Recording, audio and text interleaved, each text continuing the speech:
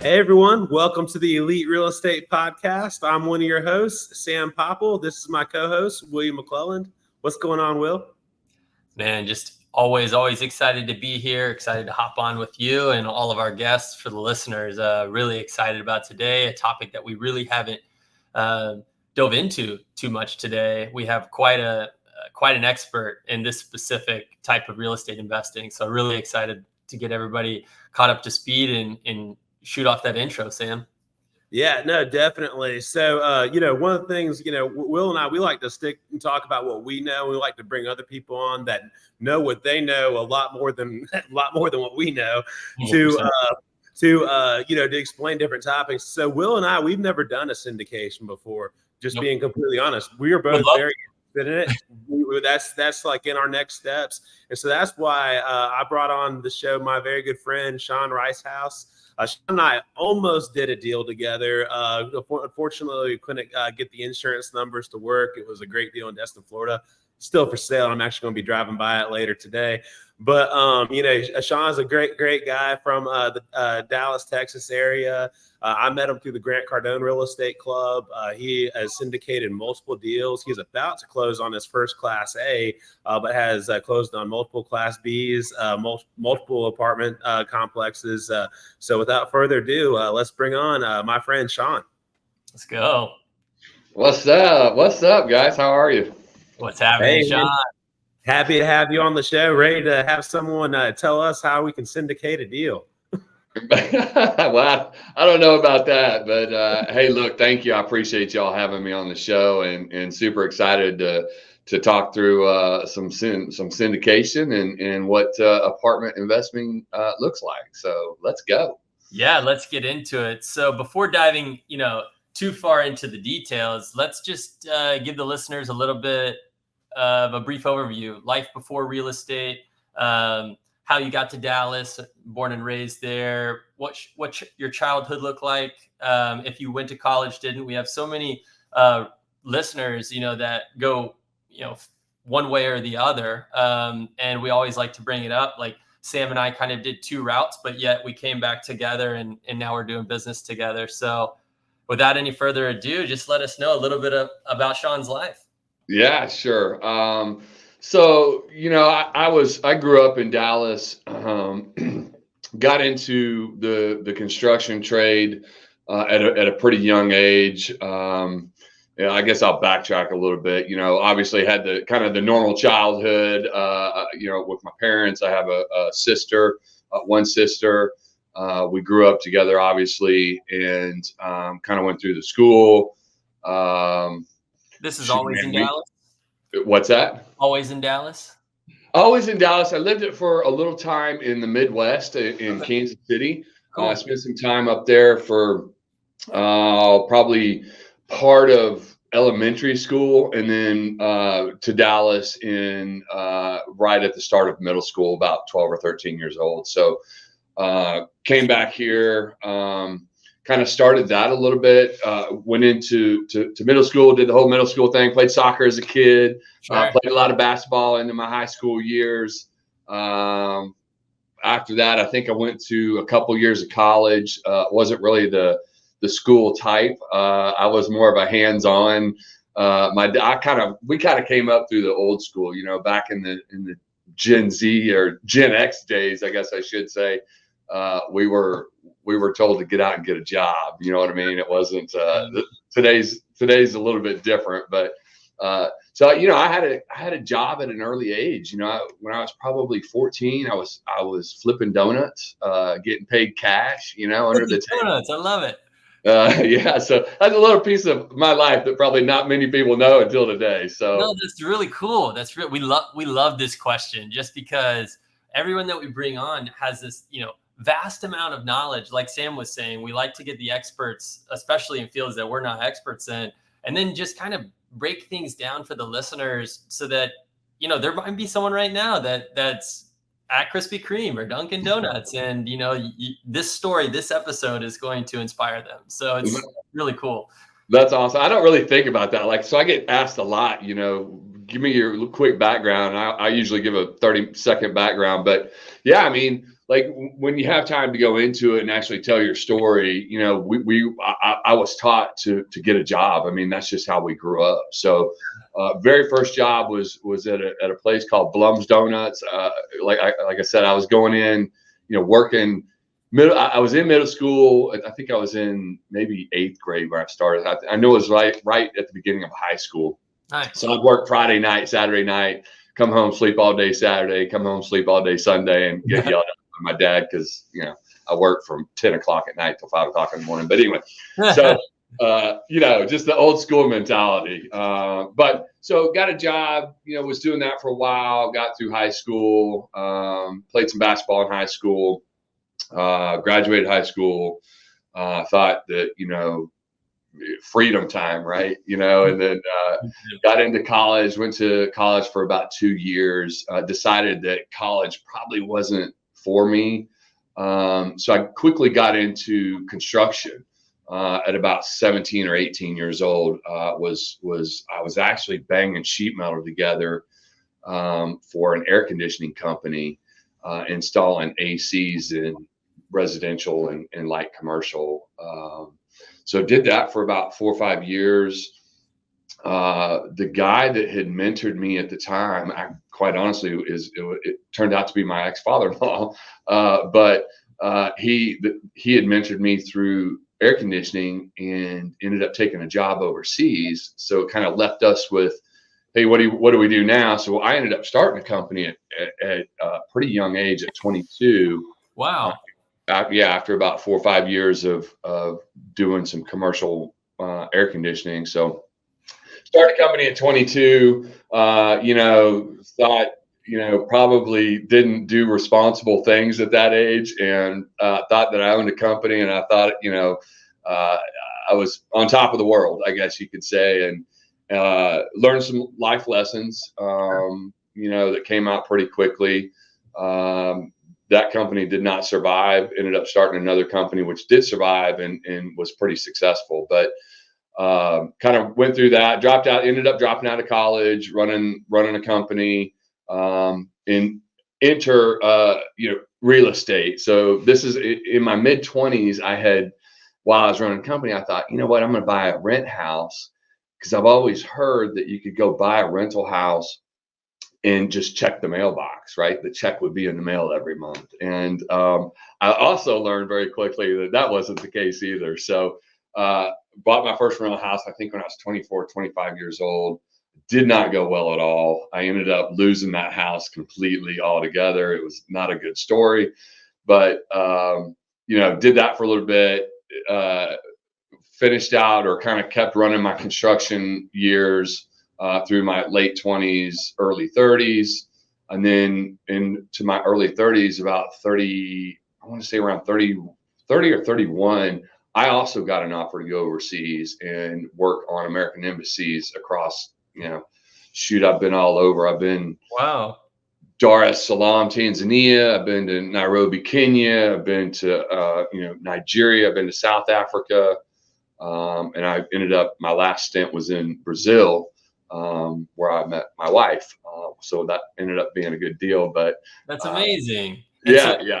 So that was all through construction, working at embassies, you said. Yeah. You guys are probably a little too young to remember, but back in, maybe you're not, but back in 1998, 1999, there was 2 American embassies that got bombed by, you know, the terrorists in Dar es Salaam and Kenya. They were like 98 seconds apart. So that was one of my first projects that I ever went. I went over in 2001 and was rebuilding those embassy projects. So that's kind of how I got my overseas career kicked off. Wow, what a time to be traveling and you know, working on this. I mean, I'm sure that must have been a little tense. You know, 2001, you know, the year of 9/11. You know, and you were there because embassies were already bombed. Yeah, it was interesting. You know, back then, you know, you could still, even right after the bombing, they hadn't quite, you know, got the TSA and all that figured out. So you could still kind of just like breeze through the airports. But it wasn't, you know, 6-8 months after that. I think I flew over like in January I think it was maybe November or December, after September 11th. So it was a few months after I took my first flight overseas to go take care of those embassies. And back then, you could still, cruise through and not take your shoes off and not worry about all that. But they quickly locked that down, a few months after. But it was, it was a little tense, especially when you're going to those different countries where, Tanzania is quite frankly, is and not many people know this, is predominantly Christian. But with some other religions over there, it was a little tense at times. We ended up getting locked down inside of a compound for a couple weeks at a time because of a coup that happened in Nigeria. Oh my God. Yeah, it's crazy, man. There's all kinds of long stories I could go into, but we're gonna have to get you back on an episode about that. Yeah. That's really cool. And you got to travel the world too. So that's interesting. So construction, you kind of ran through that saying what got you started in real estate was the rental house and then HVAC. And then you said you started another company that was successful. And is that kind of what propelled you to start traveling overseas? And then what exactly was the construction industry that you were doing at the embassies? Was it project management? Was it HVAC specific? That's really cool. Yeah. So we had a company that I ended up selling because we ended up going and traveling overseas. I had a guy running it, and it kind of did okay, but I saw some long-term deployment at the time, and I ended up being overseas for, I don't know, 4 or 5 years. So, but my first stint over there, I was like, man, I really like this. So I ended up selling that company, and that's kind of what allowed me to go and travel for that amount of time and work on those embassy projects. So then, when I was over there doing that, it kind of started as a mechanical trade because that's what I knew, but it then quickly grew into, hey, you've got, you're fairly young, you've got some expertise in the MEP trades or the specialty trades, if you will. And so project management came very quickly after that. And of course, you have to go through your clearance and all kinds of stuff. So cool. So how did that experience help you maybe propel when you got back into real estate? Because you guys don't know yet, but Shawn is a big player and he's really, really he's so humble, as you guys can tell. So I'm excited and I don't want to spoil it too much, but how did that experience, obviously meeting your wife is a huge highlight. So is Brazil one of your favorite places you traveled? I don't know. Yeah, man. Brazil's awesome. In fact, I just got back from there. We were down there for about 3 or 4 weeks. My son, he's 17 years. He had a soccer camp down there for a couple of weeks with Santos. If you know anything about Santos, Santos is where Pele and Neymar Jr. first got their start and propelled them into stardomhood. So anyway, so Brazil is a great place where I met my wife, got back to the States, kind of settled down, wanted to start a family. So the overseas travel was kind of over. Started up another company. I actually was in San Antonio that time. So we had a company in construction for about 14 years after that. Then my real estate career kind of started picking back up again. I dabbled back into the single families a little bit. Ended up selling the company in San Antonio, moving back to Dallas. My dad had cancer at the time, and so I ended up moving back, helping my mom in 2016, 2017, somewhere around there. And had picked up a couple single family homes. Well, I started up another company here in Dallas, or helped start another office here in Dallas, I should say, with an energy as a service company. So in doing that, I was flying a lot. I was traveling a tremendous amount. It was supposed to be here in Dallas so I could stay home with the family. And they ended up sending me all over East Coast to West Coast. And I was getting home, it started out here. Then I was traveling, Monday through Friday. Then it was, Monday through the next Monday and the following Monday. So ultimately, over a 3 or 4 year short career with these guys, I ended up getting home like once a month. I'm like, this is not going to work. I've got, 4 kids at home, actually 3 kids left at home. One of them had already moved out. But I'm like, this is no way this can work.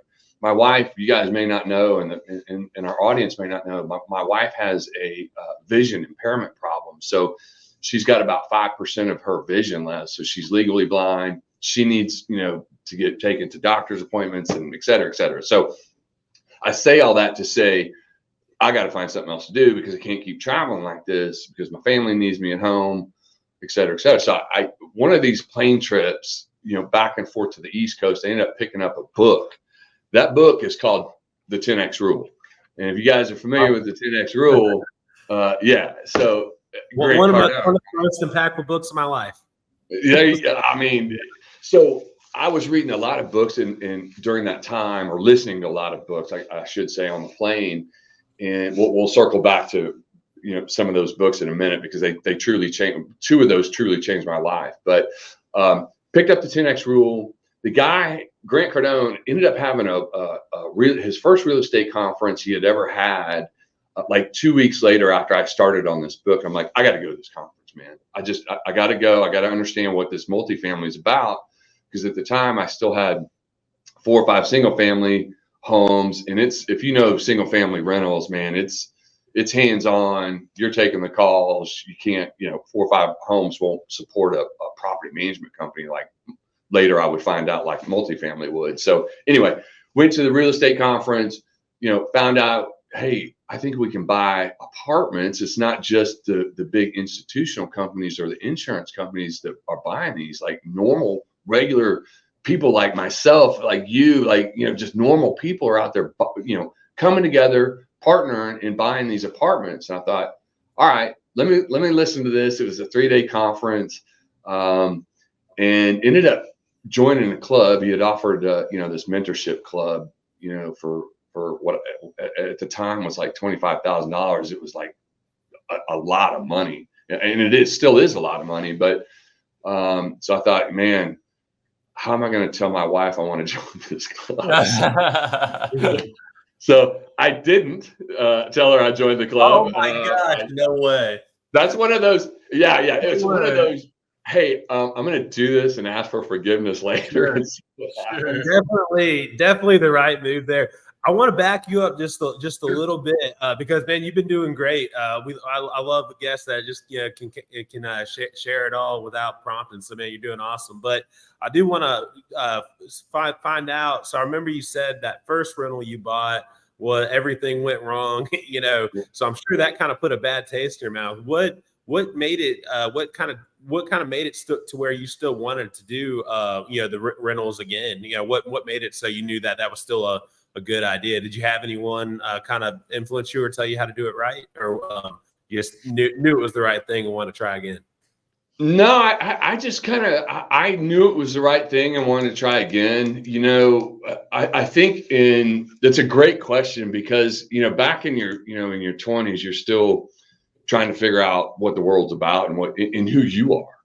Sure. And I think obviously my choices weren't the best choices in that age by any stretch of the imagination, and I knew that I'd messed up. And and anyway, later on in my career, when I was trying to figure out, hey, this gig's probably not going to work for me, I need a retirement. Even owning your own company, you need some kind of retirement plan. And that's when I started picking up books, started reading, the Robert Kiyosaki's and learning out those 4 different quadrants of small business, or employee, small business, big business, and then investment. And so those things started clicking again. I'm like, dude, I did this once. I just didn't have the right mindset and wasn't responsible enough at that time, quite frankly, at 25 years old. So I kind of started picking it up through books and saying, you always hear about, the biggest majority of millionaires are self-made millionaires are done by, real estate. So that's kind of where I started picking that back up. And I thought, you know what, let me give this another shot. I love it. Excuse me. I love it. Now let's circle back. So you didn't tell your wife. No. And so how'd that go? Obviously, we know now how it went, but what were the trials and tribulations to get to the point that you're at now? It was pretty. It went as probably as good to be as expected. My wife is so supportive of everything I do. Even retiring out of the construction business and getting into this full time, a year and a half ago, man, she was all for it. So to back up and answer your question, she's always been supportive. She's kind of like, hey, if this is what you really think needs to happen, wish we would have talked about this first. Is always a conversation that comes up. But so yeah, I told her, I said, hey, look, I think there's a better path for us out there. I'm going to invest in me, which is I think is super important in any business and in life in general, is to educate yourself and invest in yourself. And sitting down and talking to her, saying, hey, look, I think this is going to be ultimately best for the family. We're going to try to do some real estate and start getting us set up, because at that time, again, owning either your own business or working for somebody else, you don't really have a great retirement plan. And sitting down and kind of figuring that out and going through that with her, she was like, yeah, I totally get it. Just next time, tell me before you stroke a check for 25 grand. So, sure. So it went good though. It was a good conversation. She was super, super supportive. That's amazing. So as we're kind of catching the audience up, tell us a little bit about life today, career, investments outside of the 25 grand originally, but and just what real estate looks like for you now. I know you just hinted at the listeners that you said you got into this, left construction, and now you're in 100% about 18 months ago. So now we want to know how many doors. Yeah, well, you can work into that, but yeah, going back to making that ultimate decision of getting in that club and getting yourself educated and figuring out, I think this is something that we can do. It was scary as hell, thinking about having to go lock down our first asset, which was about, I don't know, 6 to 8 months later after I joined that program. We locked down our first 18 unit in Dallas. But I'll never forget, man, it was we had to raise like $600,000 or $700,000. And I thought to myself, I was like, holy shit, dude, I've never even asked for 5 grand from family, friends. Like, how am I going to do this? But what the cool thing about multifamily is, and we'll talk about this, we talk about this in all of our coaching programs and the whole 9 yards, is, man, this is a team sport. And it's what's awesome about multifamily versus single family is an individual game. Multifamily is an absolute partnership team sport that you can count on your partners being there for you. Any kind of obstacles or challenges or opportunities that you might run into, there's always 4 or 5 or 6 different solutions. And that is absolutely, I think, in my opinion, some of the bigger thinking out there that I never thought about doing. Even when I had me and my wife had our companies, it was just her and I. I never thought about partnering with somebody, or never thought about raising some equity if we ever, faced a challenging situation. None of that ever came into mind. So not only is it a real estate thing, it was a mindset thing for me as well, going through that Grant Cardone program. So, to answer your question, it's a full circle of what I've learned just in a very short amount of time. And so, purchasing that first property of the 600,000, I thought, oh my God, how am I going to raise this money? This is insane. Well, obviously, lead up to today, and we've raised millions and millions upon tens of millions of dollars, and it does get easier. But there's no way we would have done this if it was just me and my wife, or if it was just me, or whatever. But it's absolutely about partnership and thinking on that bigger scale and relying on your team to help you get through some of this. So, hopefully that helps answer some of that question. Yeah. Can you touch a little bit more about your views on education? Like, it's funny that this happens, throughout the cycles of these episodes, is that we're hearing a few trending topics of Robert Kiyosaki, Grant Cardone. There's a couple other books and authors, as well as, real estate investors that have their own mentoring processes and things. And I think you dabbled in that. You have an education too. So if you want to throw that in, but how do you feel that education kind of leveled the playing field? Like you were just talking about, it's all about partners. Do you think the education helped bring in the partners as well as educate you to know who is going to be a good partner, etc.? Yeah, of course. Like, look, I think the biggest thing for anybody, and this is, every aspects and walk of life, this isn't, real estate based. The number one investment you can make in anything in the world is you. So you have to invest in yourself. I thought, back in the day, I wish I kind of finished not high school, college, because I think I wish I would have taken that education that maybe I could have done something else with. Who knows? But ultimately, it led me to where I am today, which I'm super thankful for. But man, you have to invest in yourself, whether that's education or going to investing in time and taking the time to go and getting in meetups or summits or whatever inspires you, but take the time to get to improve yourself. And I think that's any aspect from simple education, reading books, learning about the next big thing that you want to do or whatever interests you. But yeah, I mean, education, you just can't even put a number on it, but it is certainly paramount in life, is to make sure that you're investing in yourself. That's amazing. I definitely know Shawn continues to invest in himself, since I see him at Grant Cardone events whenever I go. So there's always I definitely think that people can get a lot out of going to various workshops and summits, meetups, and masterminds. And honestly, I feel like a lot of times you can get even more about that on a specific topic than you can even get through formal education. But Shawn, I was actually curious. So what year was that very first multifamily partner deal? And then how many deals have you done since? So, we have, let's see, the first deal was, what year? It was like 2024. My days run together. My years are starting to run together. It's 24 right now. We're in the election year, thank God. Yeah. I'm not going there, but yeah, I would agree with you. So our first deal was in 2022, January of 2022. So about 2.5-3 years ago was our first. We started putting our first deal under contract. We closed it. I think I want to say January of 2022. Okay. And so when did you join that real estate club? We joined the real estate club August of 2021.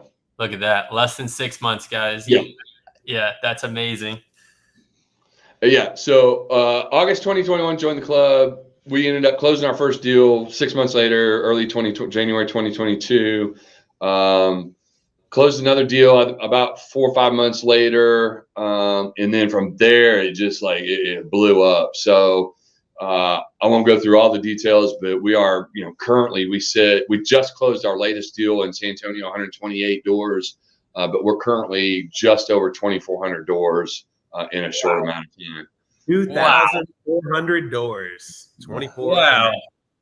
Yeah. So, so some of those are LP, they're not all, I'm not a general partner on all those doors, but LP in probably about 700 of those doors. The rest were all general partner. I'm a general partner on. Okay, so almost 75% of that's your GP on. Yeah. And so for those that might not know what that means, it's a limited partner and a general partner. And so you want to talk just a little bit about kind of what that is in the structuring of a Shawn's definitely going to be the best to explain this. Yeah. So sorry, I get to run an acronym. Stop me, because I'll just spew off a whole thing. I gotta remember that the audience sometimes doesn't be like somebody talking about whatever to me. Anyway, so limited partner is simply, hey, you want an investment, you're a passive investor, you have maybe some savings set aside that you want to invest in a deal, and that's where you truly check the mailbox. That's going back to what I thought when I was 25, well, that's what you do as a limited partner when you're invested in the multifamily deals, is a general partner or lead sponsor or whatever you want to call the people that are day-to-day on boots on the ground. Hey, here's $50,000, for instance. Trust you, know you, like you. Just tell me when I distributions are going to be, and that's a simple, monthly distribution. In our case, we send those out every month, and it's a very passive way to grow your wealth and expand your wealth, is to be a limited partner. But general partner, on the other hand, before you explain the general partner, I was wondering actually, what are some things that, because obviously being a limited partner is the easiest way for someone to get into multifamily, without having to do any of the actual work themselves. But what should someone look for to decide if they should be an LP in someone's syndication, like, to make sure they're not getting scammed, or, what did you look at whenever you were joining those first couple as an LP to know you were comfortable, with giving them your money? It's related. Like, look, everything's a risk, right? Sure. But to answer your question, it's a very, very good question, and I think that the answer, in my opinion, is you have to vet your partners. You have to see their track record. You got to know what they've done, what kind of distributions they've made. Have they made any distributions? Have they, lost any of their partners, funds in a deal? Has any deal gone sideways? In other words, you want to vet your sponsors and your group that you're certainly thinking about investing in.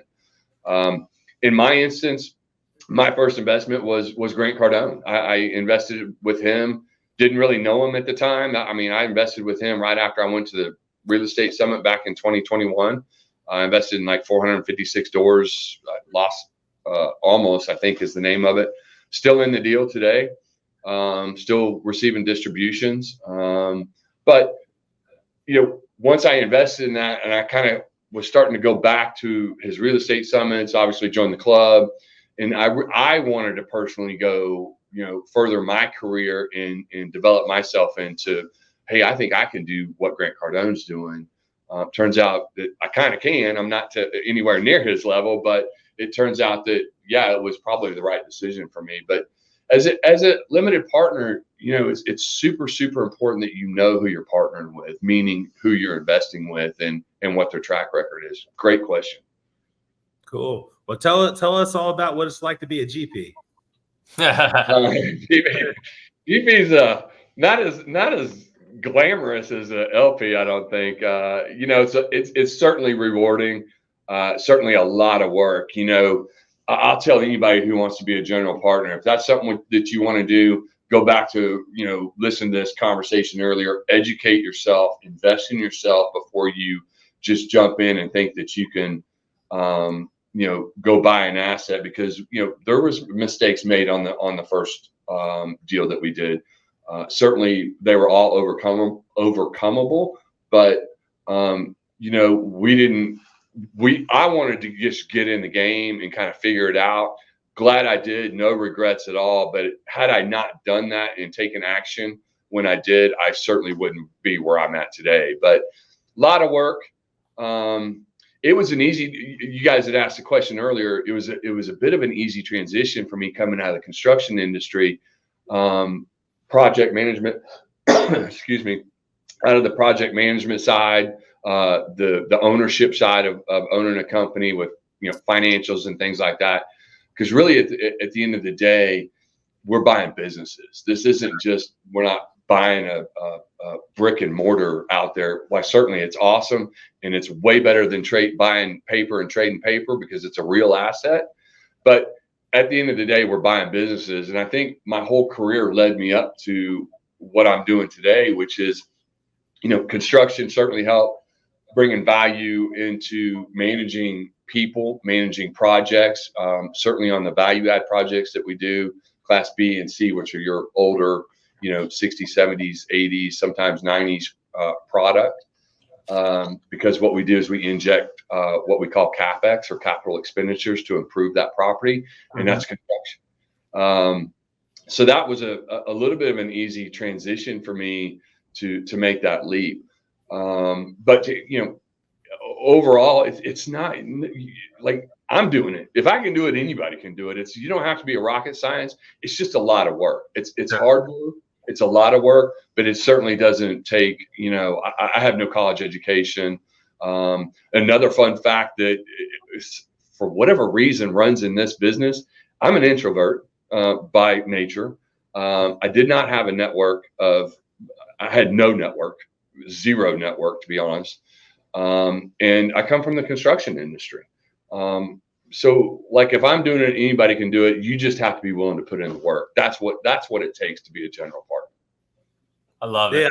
Yeah, I love hearing that. I'm an introvert myself, ironically, as I have a podcast. But I definitely understand. I tell everyone I'm a forced extrovert because I know to be successful, you have to talk to people. So that's why I've done this show, even though my nature is to stay to myself. But curious on just for a little bit more for our listeners. And what all is the general partnership responsible for versus what the limited partnership is responsible for, and how do some of those splits typically work?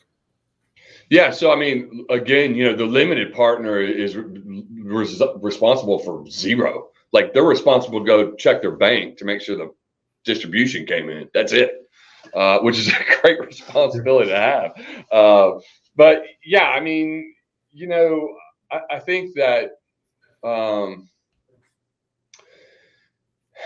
If you're going to be a general partner, again, it's a lot of work. It's hard work. We're talking about from A to Z, and we have a coaching program that kind of walks you through how to be a general partner. But we teach you like all the way from got to know the underwriting, got to know how to underwrite the deal, which means you got to understand how to read the financials of the asset from the P&L to the rent roll, insert that into the underwriting.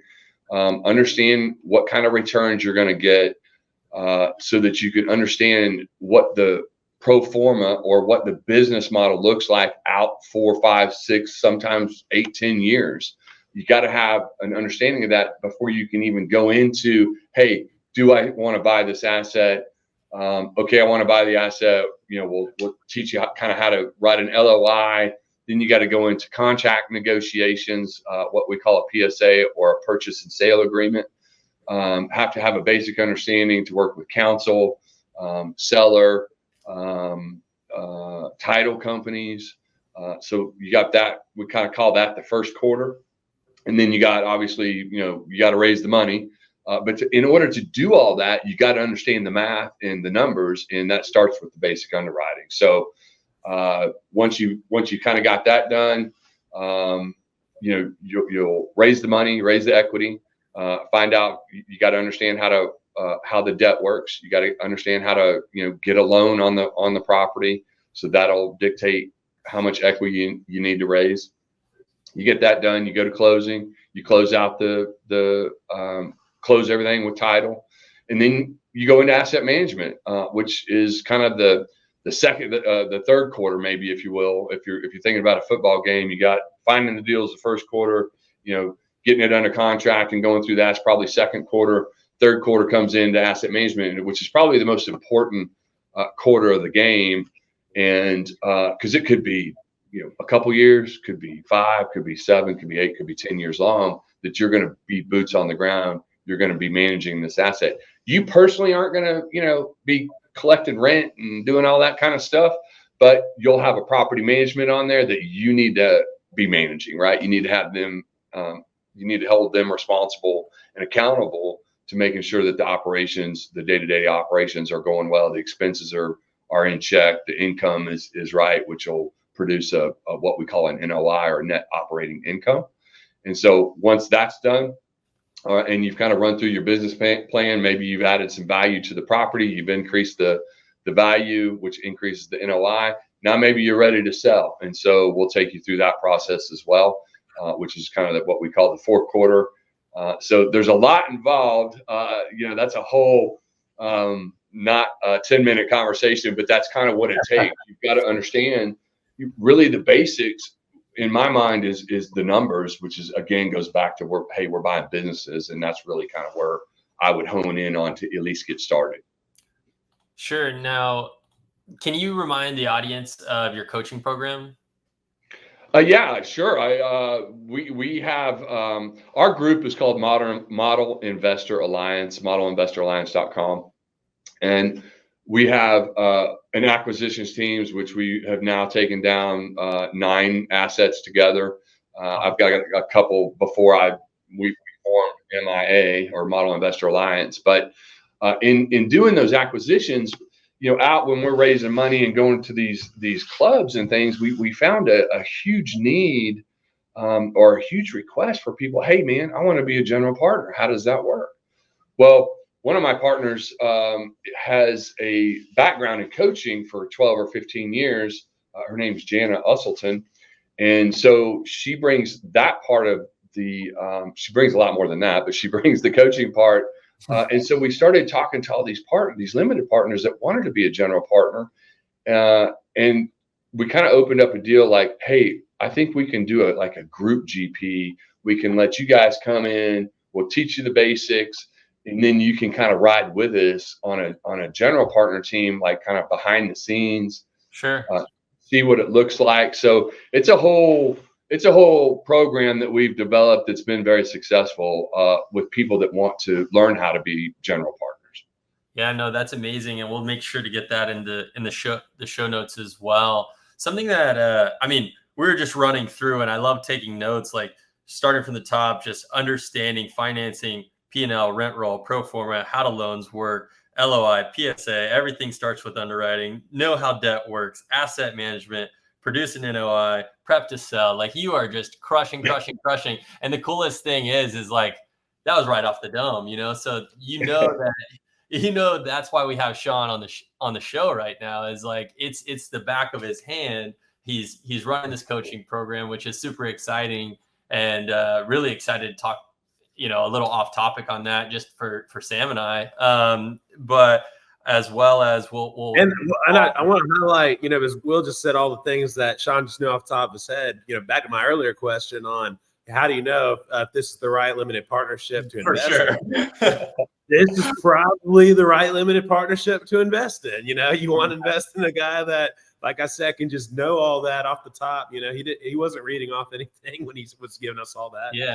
Yeah. So that was very, very impressive, and I tell he knows what he's talking about. And so something that you had mentioned, which I think is really exciting, and this is also something that I think attracts people, is you said you have to manage, but you're not physically managing boots on the ground. You are managing property companies. And you're managing them. So how many property management companies are you overseeing right now? And what does that relationship look like? Well, that's an interesting question. We probably are partnered with maybe 4 property management companies, but the interesting part is that one of those is ours. I love it. Like, there's a whole another story to just this story, but very quickly, doing this and getting into this business, we quickly realized that there's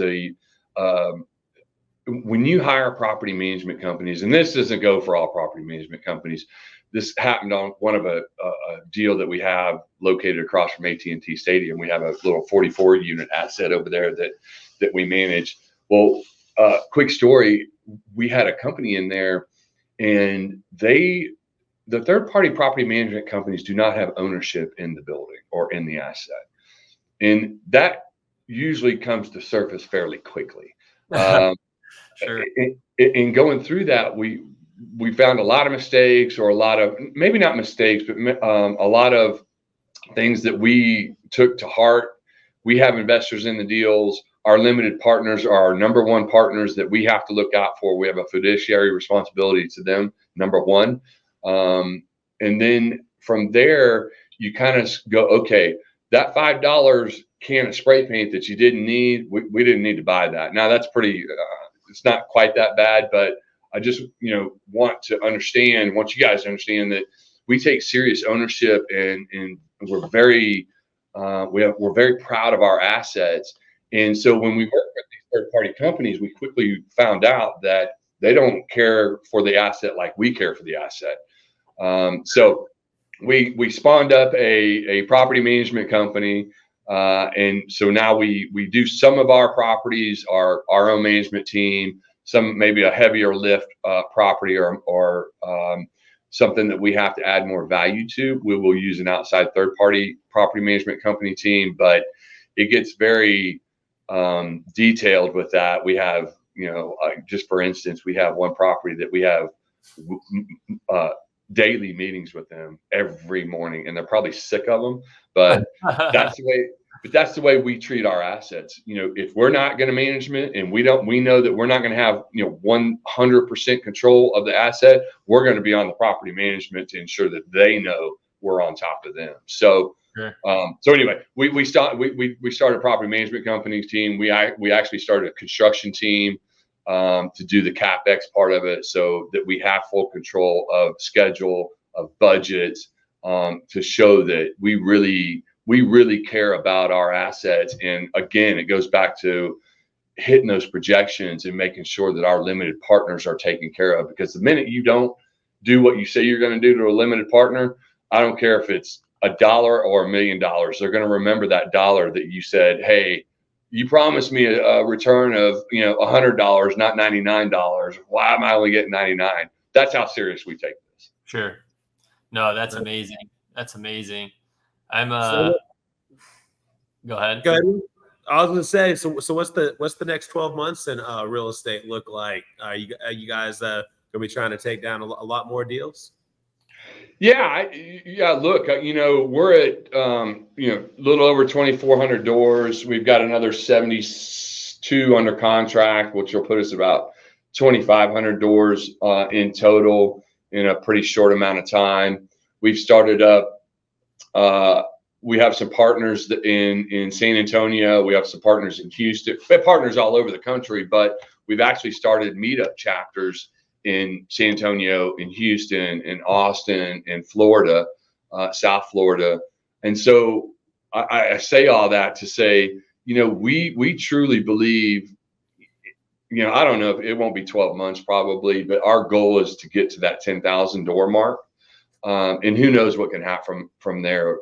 I think once you hit a certain mark, there's all kinds of multiple exits, including no exit is like we like to call, but it gives us a lot more options to be able to, for all of our partners to be able to set up their families, for that generational wealth. And that's why we're here. So next 12 months, I think we close probably, I'm going to say 6 more deals in the next 12 months. I think we add probably, at least 1,000, 1,200 doors in the next 12 months.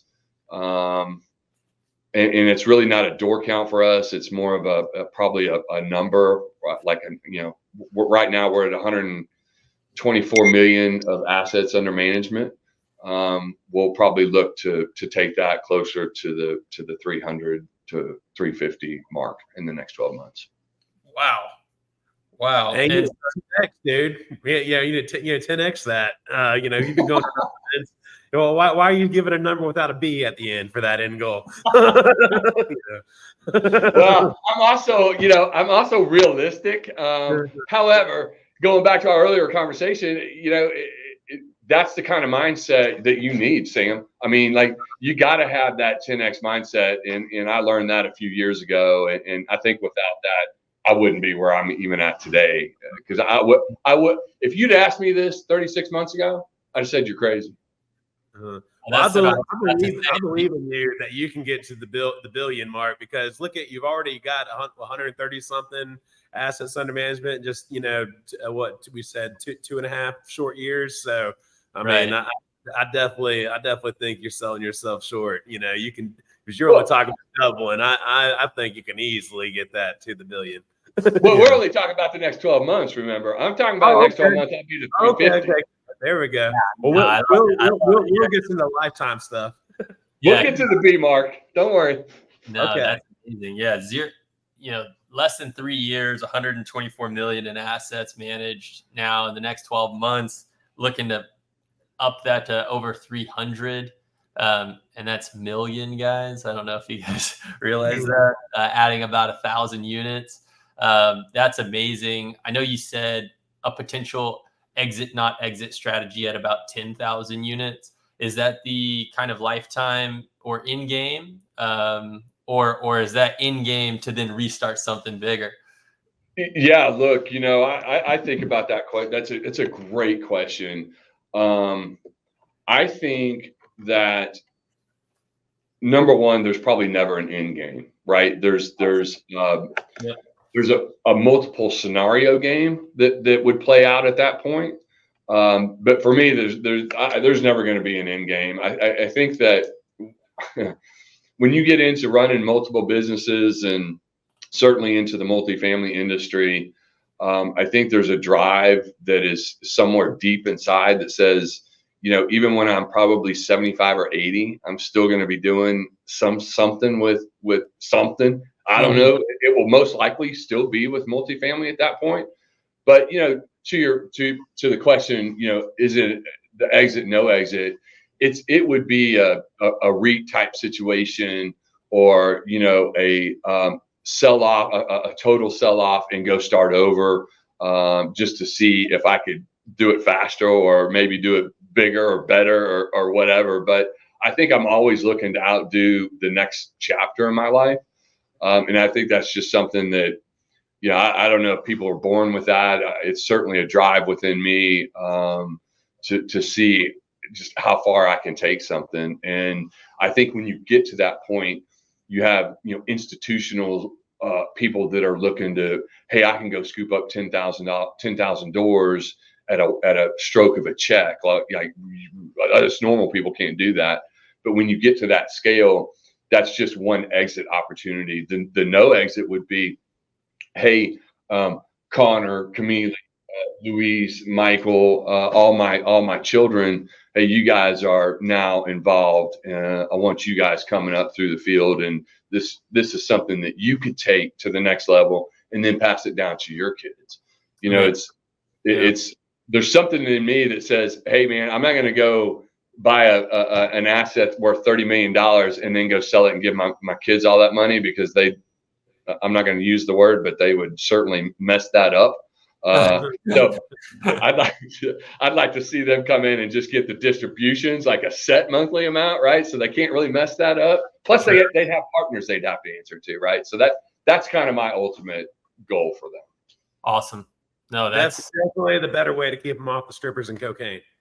Oh my God. I wasn't going to say it, but I'm glad if you did. Yeah, they'll F that up in a heartbeat, right? Yeah, no doubt. It's so funny. And honestly, it's something that I really respect and I love, is like setting up for success as opposed to just giving success. I think those types of things and scenarios really, encourage entrepreneurship and then continuation of that generational wealth, right? And it's just passing it on, and then your grandkids will have that same instilled into them, work ethic and things like that. And then on top of it, the more that you can teach and educate and build, I mean, do you happen to know how many like limited partners you're helping out right now? Well, like limited partners in total, like through all of our assets, we have several hundred, but in our program, we've had our program for a little over almost a year and a half, probably. And we've got about 35 or 40 students, that have gone through the program or that are still in the program.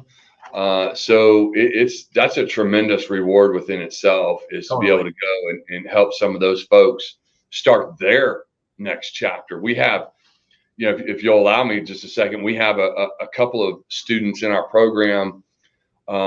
There's 3 offhand that I can think of that have been in the program for probably 4 or 5 months and have already gone out, found a deal, sponsored that deal, been a KP or a key principal on that deal, meaning they've signed on the loan or whatever, but they've already propelled into their next chapter and are now doing multifamily full time, just from not even going through the 12 months of our program. But it's super, super rewarding to be able to have that. I never thought myself as a coach or a teacher. Again, you asked me 30 years what I'd be doing, it wouldn't be coaching, but yet here I am coaching, and it's super, super rewarding. That's amazing. I was actually more on track of saying, like, you're already helping hundreds of people and limited partners, and you're teaching and instilling that into your kids, who then hopefully will do it hundreds more. And then now on top of that, you've got, nearly 50 people that are also going to duplicate that. So just kind of what you're doing and the success that you're having, it's in multiples of thousands, as it spider webs out, which is just amazing. So the other part of that is just like you said, just the LPs that are coming in, investing with us, until you can educate some people that may have not invested in multifamily, there's so many benefits. There's huge tax benefits. It's the only asset class that gives you the kind of tax depreciation, bonus depreciation that you can take in year one for your investment. Sure. You get paid to wait to double your money. Essentially, what happens? This real estate, these multifamily apartments, they on average they double every 7 to 10 years, and that's from almost a 50-year chart. You can go look up or Google or whatever, but Wow. These people are doubling their could be their life savings, could be a portion of their savings, and they're getting paid to wait, and they're taking tax depreciation to offset their W-2 income. I didn't know all this 3-4 years ago. I had zero education on this 3 or 4 years ago. So to your point, yeah, I hope that we are seriously helping not even our GPs that are coming up learning, but also the LPs that never even knew about this. Now they're creating generational wealth for their families. So yeah, it's just a tenfold reward system that you just never even thought about, or I certainly didn't think about. No, that is so awesome. Yeah, no, we definitely like hearing that, and we can definitely tell you've been making an impact.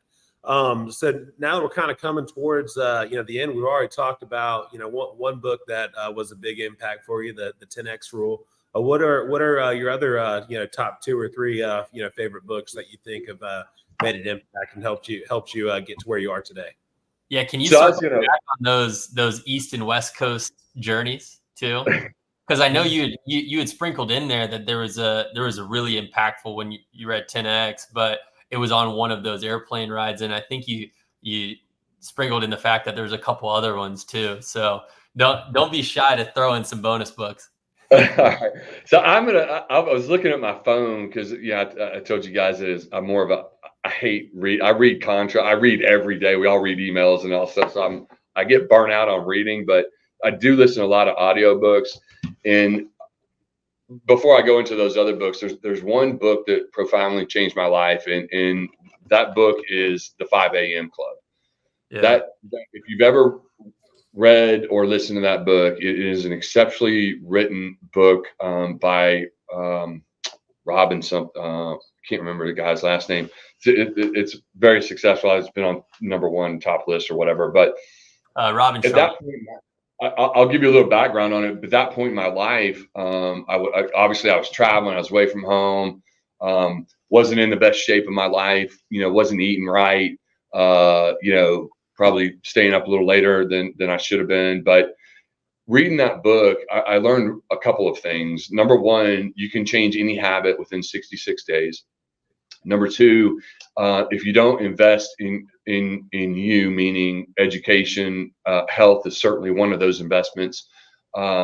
It tends to spiral out of control later in life. And you look back and you go, you know what, F all the money, forget about every single dollar. I wish I had my health.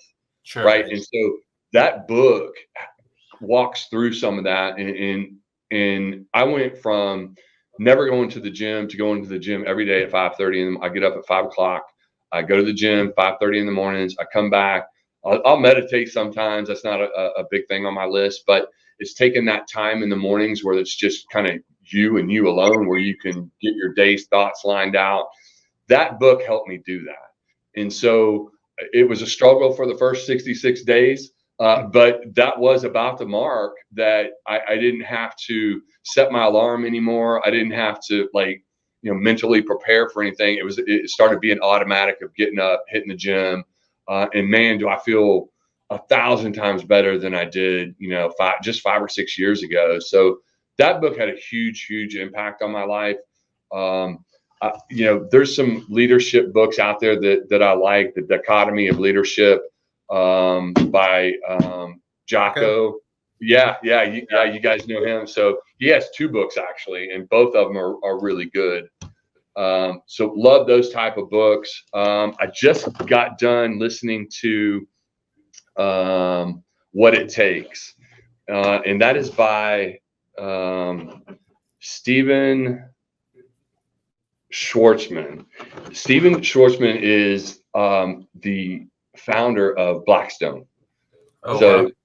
Blackstone's the $1 trillion company that just I think he just bought like $10 billion worth of apartments just in the last month or so. So it's books like those that you kind of want to pattern. Hey, I want to go read. You want to pattern the successful people, that you kind of want to mimic those people. So it's books like that I like to listen to. And if you're like me, I don't get it all in one shot. So they say that successful people read like 50 something books a week. Well, I read the same book like 4 times, because I don't absorb it all the first time. So I count that into my 35 or 40 books a year. But, Elon Musk, I just got done reading Elon Musk. The $1 trillion Coach is a great one. 2 books that I really like is Relentless and Winning by Tim Grover. Yeah. Love those. I'm a big fan. Yeah, man, huge. I was a huge Jordan fan growing up, so love those. That's very inspiring. Phenomenal on Audible. Like actually, I got them in. I got the hardbacks, but also listened on Audible. And like I said, hearing him talk about it through Audible, especially after Kobe passed away. I mean, I had some tear-jerking mornings when I was working out, listening to my winning, reminisce about Kobe. So those are some great books. Great books, man. Extreme Ownership. That was the other one by Jocko Willink. Love that. Which is a great book. Can't Hurt Me. That's always good. Just a little bit of my library on my audio book. So, we actually interviewed someone who's in a couple episodes back, but his entire mission statement was extreme ownership, and he had it in his office. He brought it down, and it was really cool. So it's really been a joy. I know I say this, I get really excited every Friday when we're able to hop on with really cool people that are doing really great things and helping a lot of people. And like, I just took like 4 or 5 pages of notes just because I learned so much off of these, and I love it. This is for us. That we the listeners get to hear it as a byproduct, but we really just interview people for us. Hey, man. That's what it's about. It's about helping other people, right? That's where it's at. If we can help other people, and if I can help you guys, man, let's go. Yeah, no, that's the whole goal behind what Sam and I are doing here, is like trying to inspire and allowing people to understand, tabling this right now, and then going back just at the beginning of the conversation at 14. You were, I think you called it, what was it? Blum's Donuts. Yeah. You were at Blum's Donuts, and now you're doing 124 million in assets in less than 3 years, right? So if that's not inspiring. I mean, I'm getting some goosebumps right here if you guys are watching the video, but it's like, that's like so inspiring. And something that I think is really cool is how a lot of the people that we've interviewed come from all different, walks of life and different, facets of real estate, but a lot of the same books and some of the same trends and daily habits, have come across, which I think has been really cool. But instead of me just, babbling on, I know that this is one that I always like to ask is, what's some advice you'd give to someone today, after everything that you guys have listened to so far, but what is some advice you would do if someone wanted to be like you and follow in your footsteps? Man, start 40 years ago. Start when you're young, man. Like, I there's no telling where I'd be had I started in my mid-20s. I probably am the typical father. I pound it into my kids' heads, and just it goes back to the number one thing, and that's invest in yourself, man. Don't be afraid to spend a little extra time or money or whatever it is in education. And I'm not talking about college. It could be college, but just improve yourself. Get yourself right first. Get your mindset right. Get your health right. Get your mentality right, and then go after everything that you want with 1,000% dedication. Stay focused on that one thing. Be successful in that one thing, and just hone in on. Just give it everything you've got. Don't listen to the naysayers. You're going to have people telling you, "Oh, that's crazy. You're crazy. That's never going to work." Put all that crap aside. Do what you believe in, what you want to do. If you have a goal out there that you think is just, super freakish, go for it, man. Just get after it and stay with it and keep your nose to the grindstone, and just put away all the negativity in your life. And if you do have negativity in your life, get rid of it. I love it. It's just go for it, man. Just do what you want to do, and give it everything you've got. That's what I'd say, and help people. The ultimate goal on this planet, in my mind, is to be a good person, to do the right things, and to eventually and ultimately help other people. Totally. We're all about that, for sure. All about it. Yeah. Well, that was amazing. Thanks so much for being on here. And we know you're super, super busy, so I know the listeners are super appreciative. But where can everyone find you again? And again, we'll link it down in the show notes. Shawn Ricehouse. I mean, good, yeah. I'm on Facebook. I have a YouTube channel. By the way, I'll do a shameless plug. There's a really cool. I made a video maybe a month ago on YouTube. Go check that out. It's a very high level of how multifamily works. You can catch me on YouTube, Facebook, Instagram, TikTok. On TikTok, ShawnRicehouse.com, excelcapitalllc.com. You can find me anywhere there. But you just got to follow her. I just got you right here. Let's go. Go check out that YouTube channel for sure. That's what I'm on. I follow her on YouTube. I'm on YouTube right now. Cool. Where can people find you, Will? Yeah, same thing. Just check out the eliterealestatepodcast.com. You can find out all the deals and check out all the episodes, everything that's happening. Same with our YouTube channel.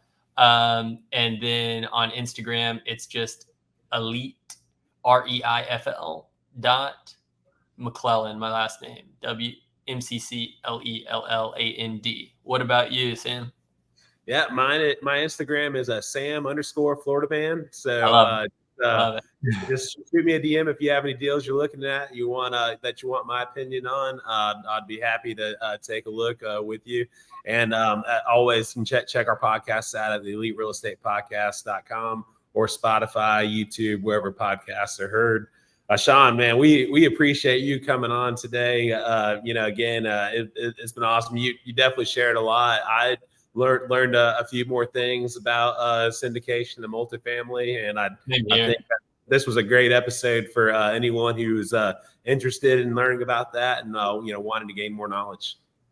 Yeah, super, super grateful you guys had me on. Don't tell anybody else, but this is probably one of the best podcasts I've been on. You guys are awesome. You kind of let me flow when I wanted to flow, and got into some Q&A. So super laid back and super enjoyable. Thank you very much for having me on. Hey, we love that compliment. I'm gonna definitely be smiling the rest of the day now. Let's go.